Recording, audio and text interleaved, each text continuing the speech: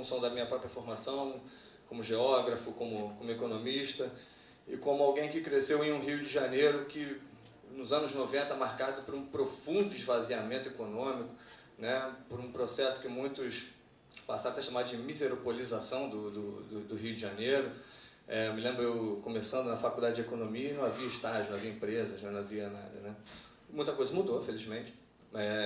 Então, as minhas preocupações sempre, tanto como economista, como geógrafo, mestrado, doutorado, sempre foram muito centradas em pensar o desenvolvimento do Rio de Janeiro,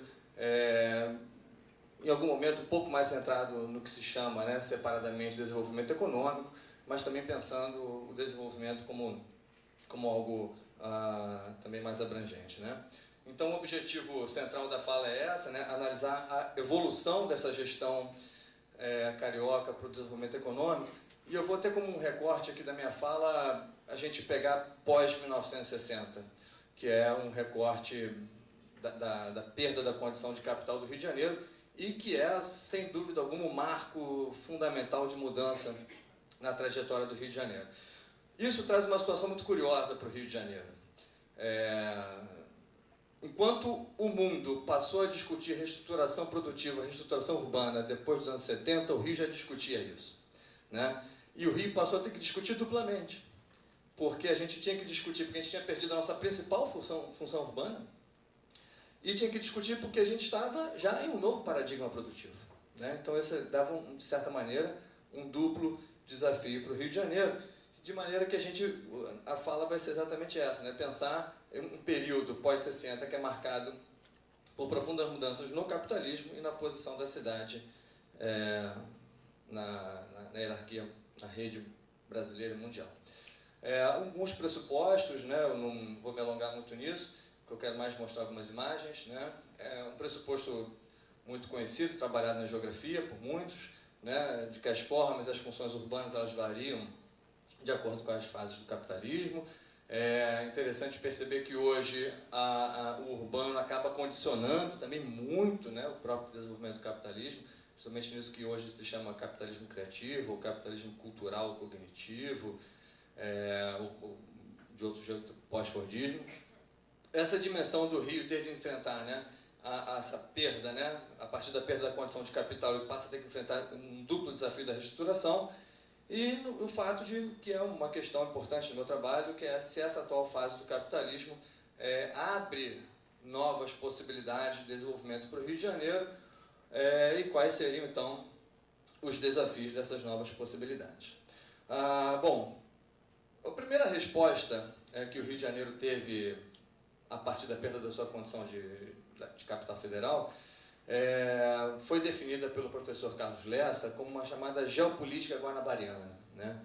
E o Rio passa a ter uma condição singular de ser cidade-estado da Guanabara, e isso até 1967 deu um certo conforto fiscal ao Rio, porque ele tinha tanto os impostos chamados municipais como os estaduais, então o Rio foi uma época de muitas obras no Rio de Janeiro, inclusive, né, nesse primeiro momento. Se a gente voltar um pouquinho só, né, antes de 60, a grande função administrativa do Rio, de alguma maneira, trouxe muitos benefícios para a cidade, é inegável isso, né? A concentração das universidades, um fortalecimento cultural da cidade enorme, né? Aqui nasce o cinema, teatro e assim por diante. E de alguma maneira, isso vai ser, né? Eu vou trazer essa discussão para hoje. Então, a indústria, embora ela também tenha nascido no Rio de Janeiro, ela, de alguma maneira, ela acabava concorrendo, né? Principalmente o custo da mão de obra do Rio de Janeiro era muito alta pelo fato de a gente concentrar a burocracia.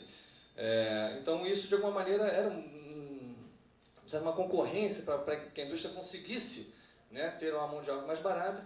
Então, há um caminho quase que natural da atividade industrial não ficar presa à cidade do Rio de Janeiro, e ela vai transbordando, primeiro pela Zona Norte e depois até chegar ao que a gente chama de Baixada Fluminense.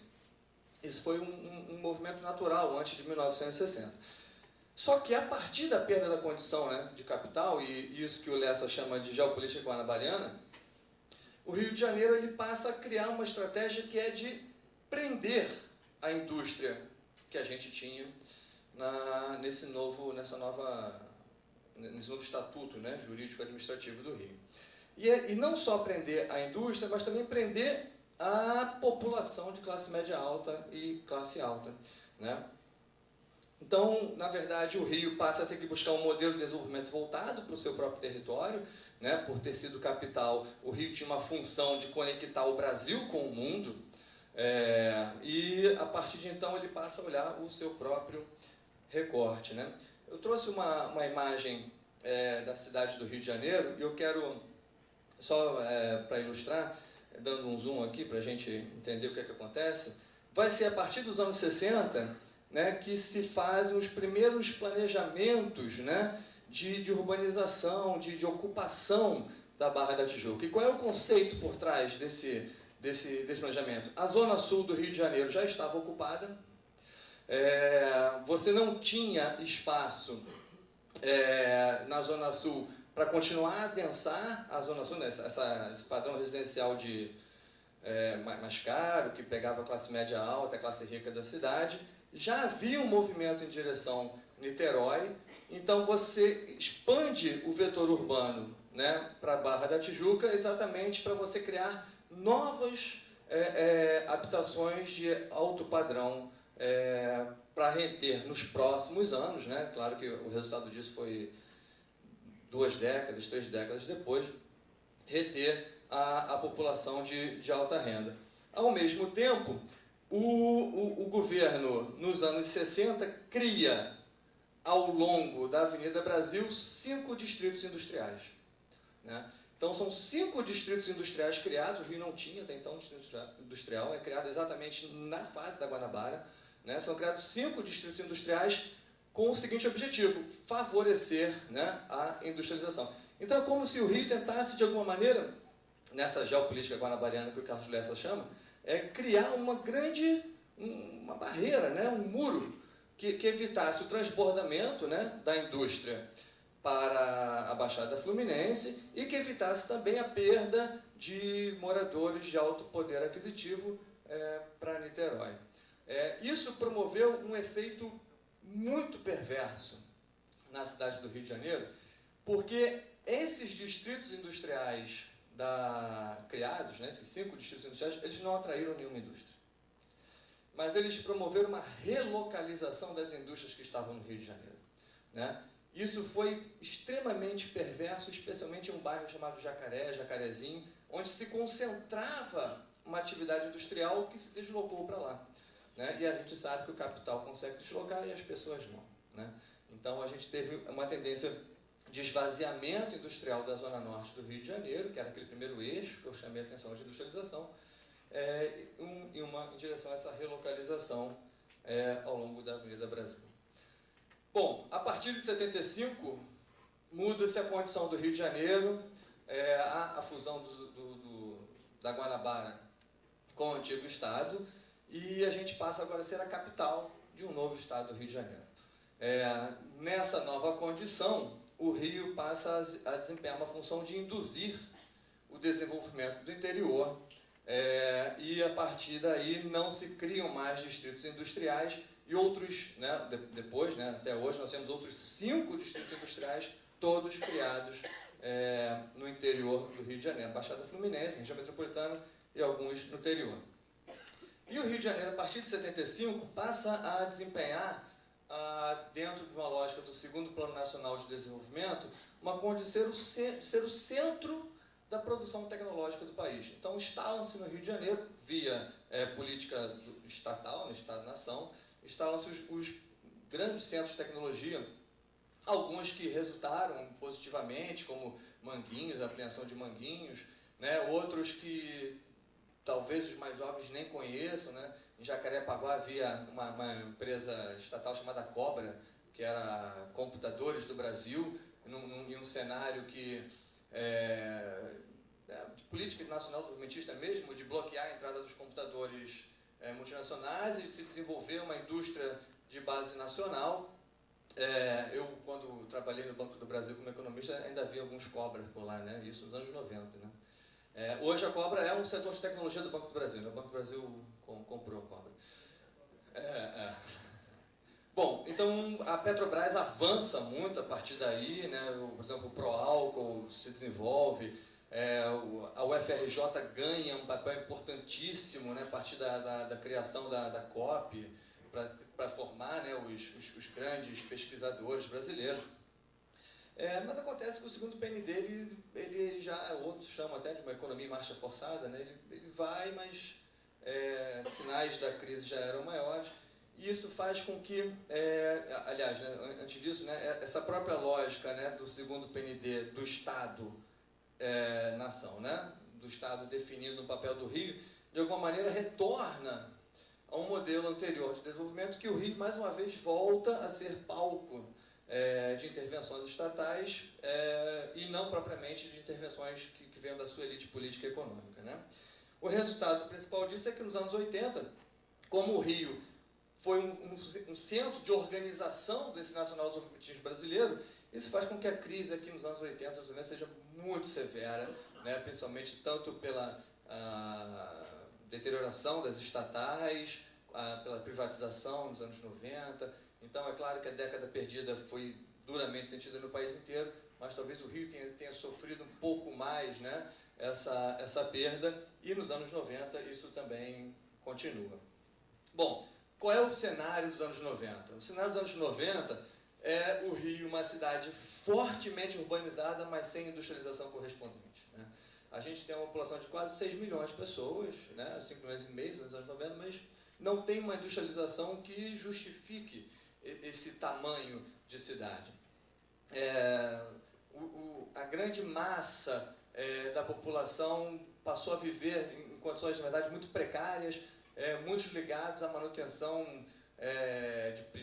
entre aspas, privilégios sociais das classes médias altas, de ter uma mão de obra muito barata perto de casa, né, para fazer os serviços domésticos e outras coisas. Da mesma forma, um acirramento do processo de globalização violento, a gente passa a falar de uma nova fase do capitalismo, né? Cada vez menos se fala de um capitalismo industrial. Há uma nova Constituição que, de alguma maneira, empodera os municípios, e aí o Rio de Janeiro passa a... Quando eu falo Rio de Janeiro, entendam a elite política do Rio, né? Não é uma reificação, né? Então a gente passa a ter a escolha dos planejamentos estratégicos, principalmente a partir de 92, inicialmente inspirados numa experiência de Barcelona e que depois evolui para outras, né? E o grande objetivo é de pensar um reposicionamento do Rio na globalização, né? Como que a cidade poderia se apropriar disso para se reposicionar na globalização. Bom, a partir daí, no mundo, tá, a partir de 1994, começa a surgir um conceito de economia criativa, que seria um conjunto de setores, ali embaixo tem uma definição do Ministério da Cultura, que seria um conjunto de setores que tem as atividades produtivas geram um valor simbólico, e esse valor simbólico se torna um elemento fundamental na formação do preço. Em linhas gerais, a gente está falando de atividades como design, como publicidade, arquitetura, as atividades culturais, de entretenimento, né, diversas. E essas atividades, elas passam a desempenhar um papel muito importante nessa nova fase do capitalismo. Nelas que se tem, a partir delas, que se tem a principal geração de valor, né, no capitalismo atual, e não mais a partir do domínio da reprodução. Bom, eu pego essa discussão da economia criativa e ela tende a ter um comportamento muito interessante de ser analisado do ponto de vista da geografia, porque são atividades que se prendem ao território, hoje em dia, muito mais do que as atividades industriais, né? As atividades criativas, elas têm constrangimentos espaciais para se dispersar. Então, elas podem entrar dentro daquilo que nós chamamos de uma atividade territorializada, que é aquela que depende da localização de recursos inexistentes em outros lugares, né, ou que dificilmente são transportados. O fato é que a globalização, ela cria um efeito muito paradoxal de valorizar tudo aquilo que não pode ser transportado. né? Então, e uma das coisas que não pode ser transportada é a cultura, que se torna um elemento central nisso que nós estamos chamando. Então, o recurso cultural, ele hoje passa a ser uma espécie de matéria-prima do desenvolvimento das cidades. Isso muda uma lógica de desenvolvimento se a gente compara com o desenvolvimento industrial, que normalmente é um pacote tecnológico que se instala ali. É você poder se desenvolver a partir da sua própria base cultural, da sua própria história, né? E essa é uma outra citação importante de um britânico chamado Charles Landry, que ele fala que não existe lugar no mundo que não possua alguma característica histórica, social e cultural que não possa ser mobilizada produtivamente em prol do seu desenvolvimento socioespacial. É claro que isso é muito fácil de ser falado, é difícil de ser feito, mas, de alguma maneira, a gente pode questionar se isso abre novas possibilidades de desenvolvimento para o Rio de Janeiro. Uma cidade historicamente importante, claro que muitas outras são também, mas uma cidade historicamente importante, uma cidade que tem uma base cultural muito densa, uma cidade que tem características sociais específicas, de manutenção da diversidade ainda com proximidade, e a questão passa a ser se isso, de alguma maneira, viabiliza um novo modelo de desenvolvimento. Um outro aspecto importante da economia criativa é que ela tem uma estrutura organizacional extremamente desverticalizada, né? E essa desverticalização da estrutura produtiva acaba, por sua vez, fortalecendo uma tendência de aglomeração. Há, de certa maneira, uma interdependência entre essas empresas que atuam na economia criativa, né? Os elos produtivos dessa economia criativa que eu estou chamando, eles passam a estar no território e não mais na fábrica. Tá? Então, quando o elo produtivo da atividade se instala no território, você pode pensar um modelo de desenvolvimento mais pautado nas suas próprias especificidades. E, de alguma maneira, é isso que eu estou perguntando. Se isso acontece no Rio de Janeiro, se isso está em vias de acontecer no Rio de Janeiro, se isso é um potencial de desenvolvimento novo para o Rio de Janeiro, que na era industrial não conseguiu, que depois tentou uma resposta industrial que também fracassou, e que hoje talvez a gente esteja diante de um cenário que favoreça a nossa própria condição. Um fato de que, quando nós éramos o principal centro cultural do Brasil, talvez isso não fosse tão valorizado como um ativo econômico de desenvolvimento, e talvez isso possa ser agora. Só para evidenciar essa ideia da aglomeração, eu trago aqui um mapa do geógrafo Cote. Cada pontinho daquele é uma produtora, certo? Então, dá para perceber, no primeiro olhar, rapidamente, a tendência de aglomeração, né? Obviamente, ficar ali é caríssimo, ficar ali no coração de Los Angeles é uma coisa extremamente cara, mas elas dependem uma das outras, então elas precisam estar próximas uma das outras.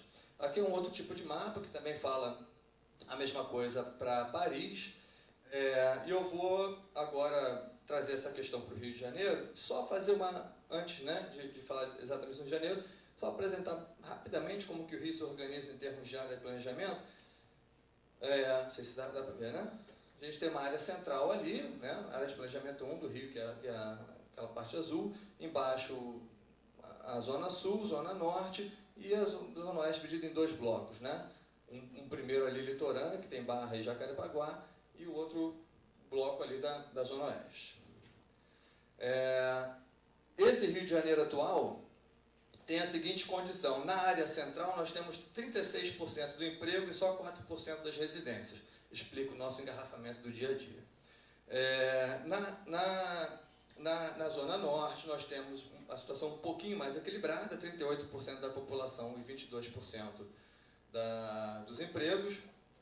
Na zona sul é bastante equilibrado, 16% dos empregos e 18% da população. Essa área da Barra também equilibrada, e a gente tem ali, mais uma vez, a zona oeste com um desequilíbrio, né? 27% da população e, se eu estou vendo correto, 11%, né, dos empregos. Então, aonde há, né, o desequilíbrio é a zona oeste, a área central do Rio e zona norte, né? Bom, tentando, né, um esforço de trazer a discussão da economia criativa e da aglomeração para o Rio de Janeiro, eu fiz um mapa da aglomeração do cinema, né, das produtoras de cinema do Rio de Janeiro. Esse mapa já está desatualizado, ele está na minha tese de doutorado. Hoje é ainda mais denso essa aglomeração. Só no último ano foram mais de 100 produtoras de cinema criadas no Rio de Janeiro, então ele é muito mais denso do que isso, mas de alguma maneira ele serve para mostrar que existe uma aglomeração no Rio de Janeiro, que está dentro de uma outra aglomeração mais importante, que ali eu coloquei todas as atividades da economia criativa. Tá? Então a gente percebe uma densidade, né, dessa aglomeração na área central do Rio, descendo para a Zona Sul, e agora já no corredor em direção à Barra, acho que está dando para ver, né? Ali um corredor. E é exatamente aqui que nós temos o projeto Porto Maravilha, né? Que eu quero discutir como sendo uma prática espacial dentro desse contexto, né, de gestão territorial. Então é um projeto que está colocado em cima de uma área em que você tem uma concentração de atividades criativas. Aqui você tem os principais investimentos olímpicos, né, do Rio de Janeiro, que estão bastante concentrados tem em outras partes do Rio, mas talvez 70%, 80% esteja concentrado ali. Dando um zoom na área central do Rio de Janeiro, eu estou com um reflexo aqui, tem eu coloquei ali como parte central, não sei se vocês conseguem ver com clareza, ali tem 6 pontinhos azul ali, né? Aqueles são os armazéns, né? São armazéns do Rio de Janeiro, né? Então, colocando... Isso aí, são 6 armazéns aí.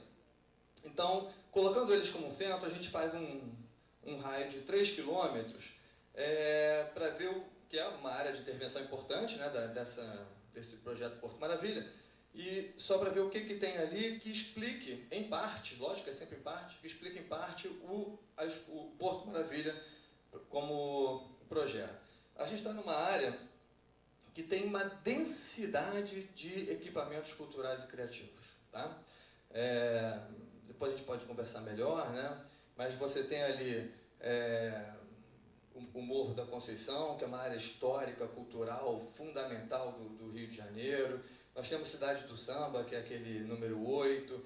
Nós temos a fábrica da Bering, que é o número 9, pequenininha ali, que é um fenômeno interessantíssimo, uma fábrica que estava abandonada e que foi agora ocupada por artistas plásticos. Tem mais de 50 artistas plásticos nessa fábrica, mudando, inclusive, a vida do lugar, significativamente.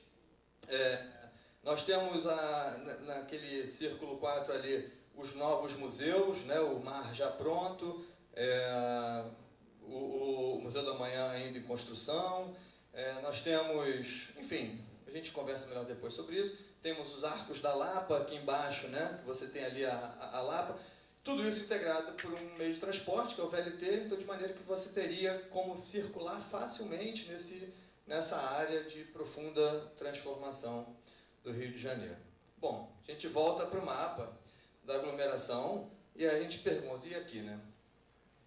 Então a gente tem ali a Zona Oeste, a área densamente, entre aspas, criativa, tá?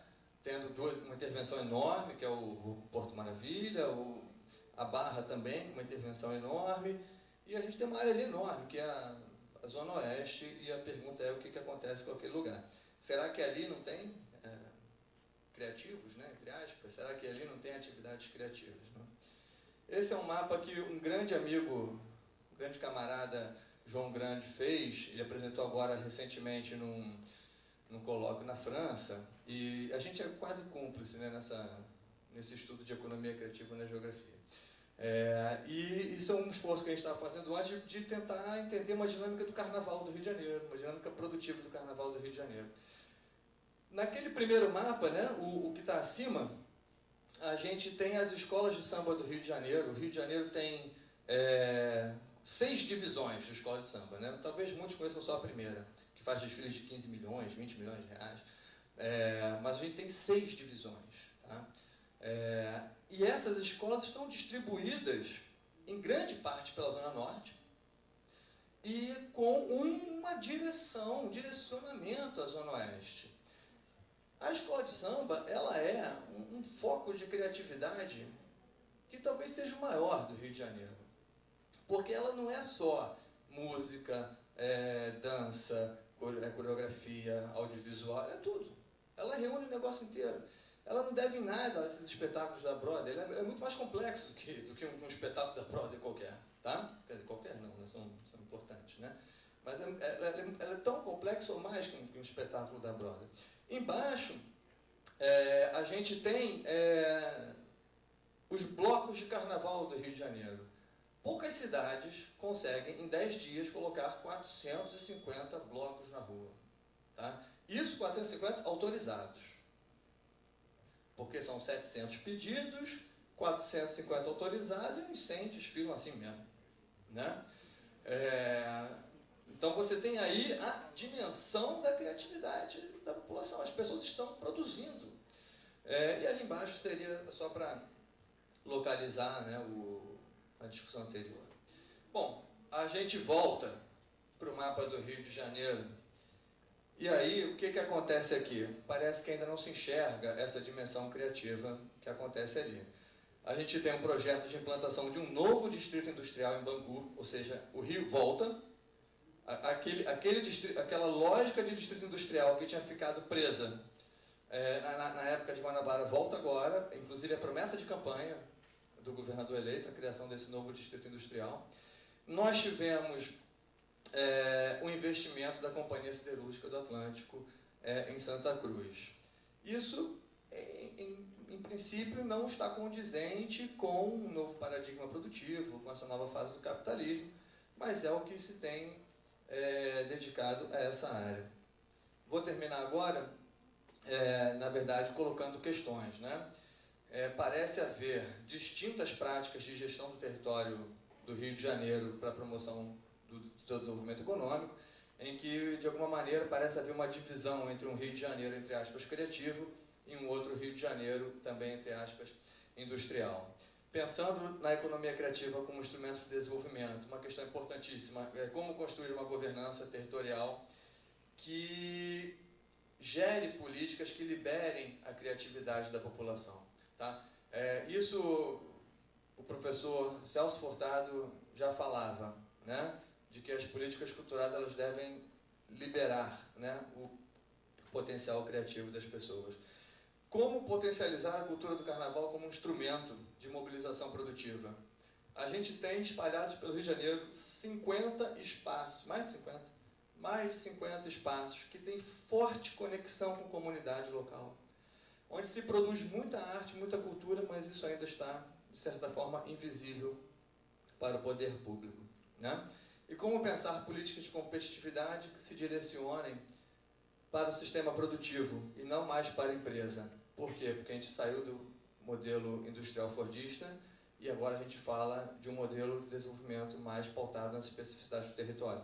Então, as políticas devem mais olhar o sistema produtivo no seu conjunto do que propriamente a empresa. Né? E é isso, e muito obrigado.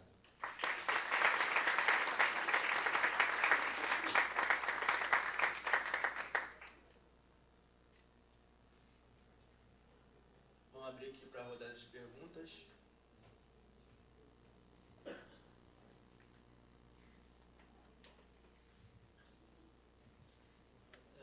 Boa noite.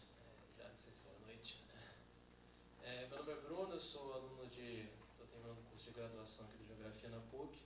Queria fazer uma pergunta para o Dr. Rui, porque eu tenho uma profunda ligação com Portugal, é um país que eu gosto muito e tenho bastante interesse também. Né?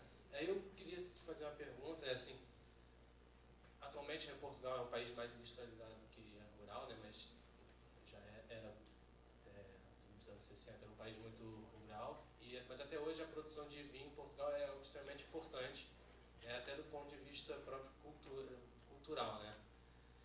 Eu queria saber assim, se você poderia dissertar um pouco sobre como esse esvaziamento do campo português poderia afetar essa indústria que é extremamente importante para o país. Obrigado.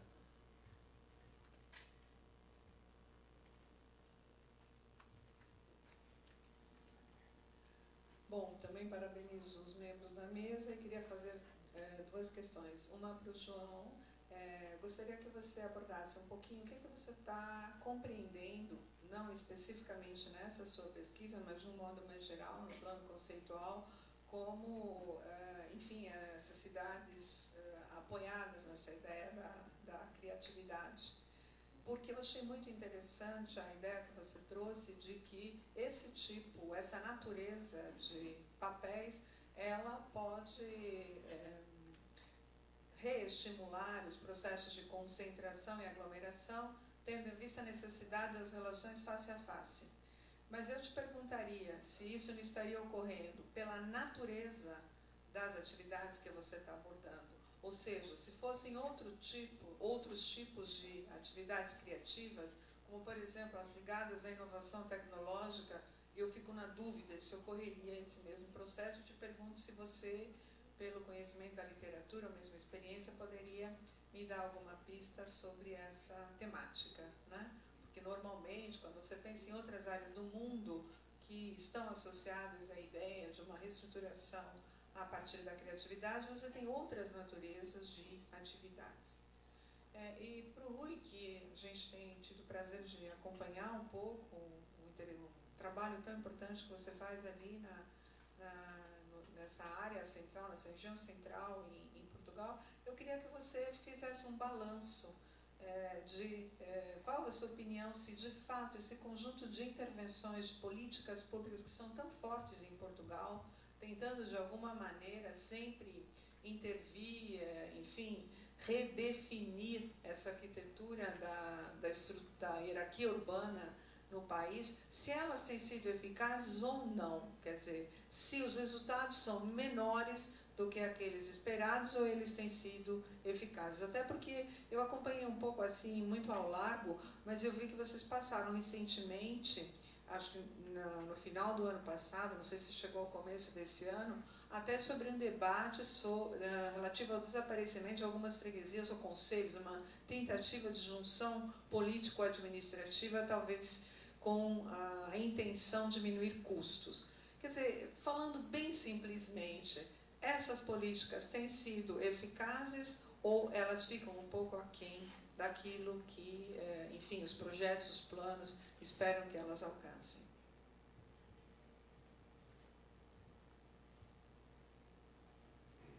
Seguir a ordem aqui. Bom, gostei também da mesa, acho que a gente está gostando de tudo, acho que nesse encontro. Eu queria começar, talvez, pelo João.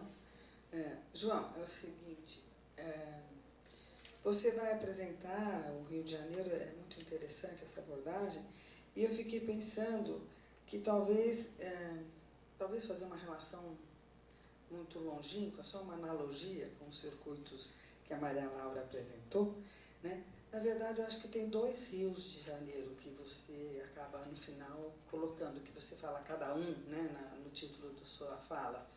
Talvez o que está posto é a concentração de um trabalho imaterial, um trabalho que não produz coisas, mas produz ideias, criação, arte, etc. e tal, numa região da cidade. E, no outro lado, quando você apresenta aí a atividade industrial sendo como um projeto daquela região, mais aqui a leste, né, mais a oeste, então, talvez eu acho que o Rio de Janeiro estaria bipartido. Uma região de concentração de trabalho imaterial, vinculada à economia criativa, sobretudo. Não que não tenha confecção de roupas, entende? De fantasias, né? Mas, e o outro que é um trabalho material produtor ainda, de bens e mercadorias, de coisas. E o outro muito mais vinculado à ideia. Talvez essa ideia de trabalho material possa ajudar a pensar esse cada um.